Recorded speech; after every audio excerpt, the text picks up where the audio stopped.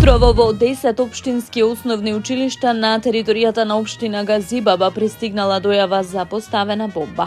Веднаш по примените дојави училиштата согласно утврдените протоколи пријавиле во полиција.